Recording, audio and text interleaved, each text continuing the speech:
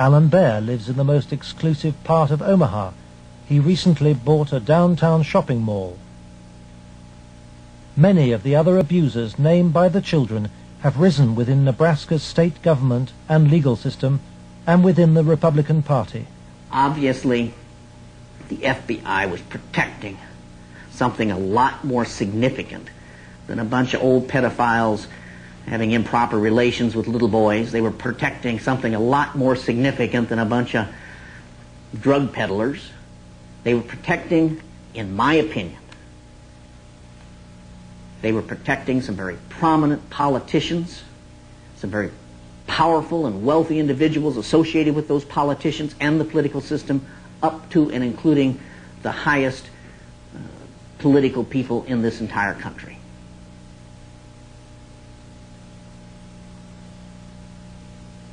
In search of the men who protected Larry King, John Decamp goes to Washington to investigate King's connections in the Republican Party and on Capitol Hill.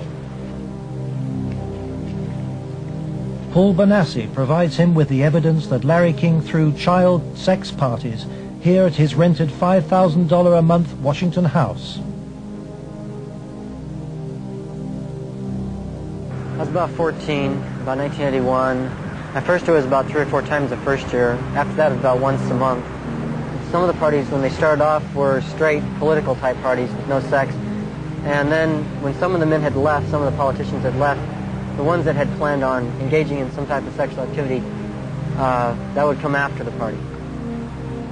Some of the kids would be held downstairs in some of the rooms where if they acted up or if they started freaking out because of the drugs that they were on, they'd put them in a room that they couldn't get out of, and they would lock them in. What kind of drugs? Anything you wanted. Cocaine, heroin, speedballs. You're telling me those speed. things were at these parties where you had Larry King and prominent politicians? Yes. Were they readily available to anybody at the party? At the after parties, they were readily available for anybody. Beforehand, they did it more upstairs than they did anywhere else, and it was kind of in the back rooms. Were any attempts ever made that you know of to expose this situation? As far as I know, nothing's ever been done, and most of the people that were in there had already been, I guess you could say, compromised. King's partner was Washington lobbyist Craig Spence. Spence took youngsters, including Bonassi, on private midnight tours of the White House. So you were in the White House then? Yes. And how did you gain access? Well, I came down with Larry King, but Craig Spence was the one that arranged the trip for us. And it was kind of a gift for our services that we were doing. How many times were you on this kind of a trip? I came to it on 2 times. 2 times. And were you used for sex on those occasions? Not until after we left. After you left the White House? Yeah. What time of night? It was usually around midnight.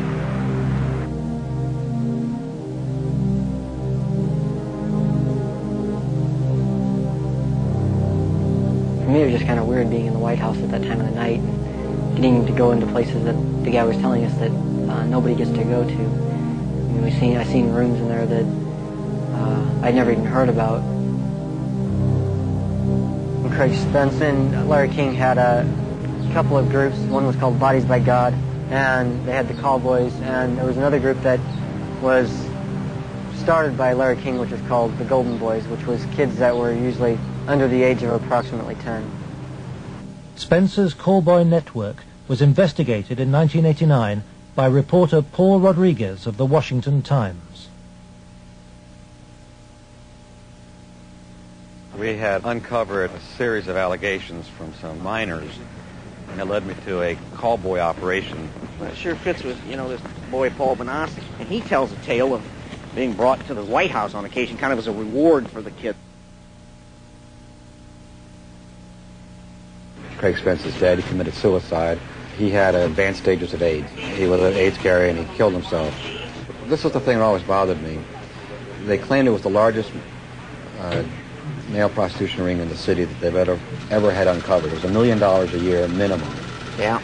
And yet they only prosecuted the operator, Henry Vinson, and 3 of his lieutenants, as it were. Mm-hmm. They never went after any of the Johns or the clients.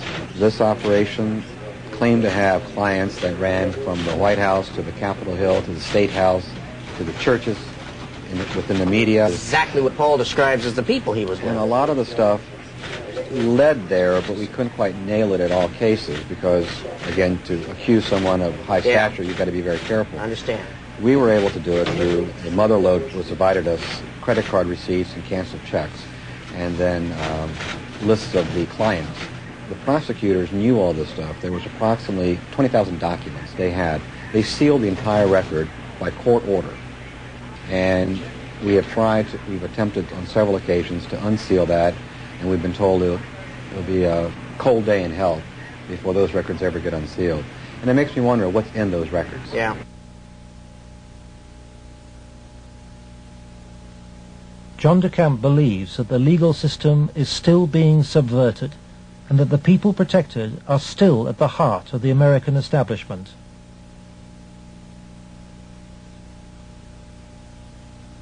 He hopes that this program will expose a serious miscarriage of justice, but the opposition is formidable. It's beyond belief that arguably the most powerful person in the world, the President of the United States, in the form of Richard Nixon, could not prevent the investigation of Watergate, or that President Reagan could not prevent the investigation of Iran-Contra. And yet somehow this group of unnamed, unknown, anonymous individuals in Omaha, Nebraska have such power they can control and protect all of these people from being investigated. Those allegations are ridiculous. Well, first of all, Nixon did cover up Watergate. Number one. Bush did cover up Iran-Contra, at least officially.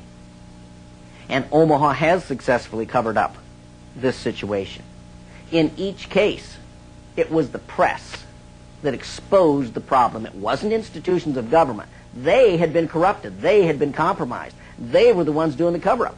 The Attorney General is now involved. Decamp's evidence has been passed by William Colby to a senior lawyer in the Justice Department.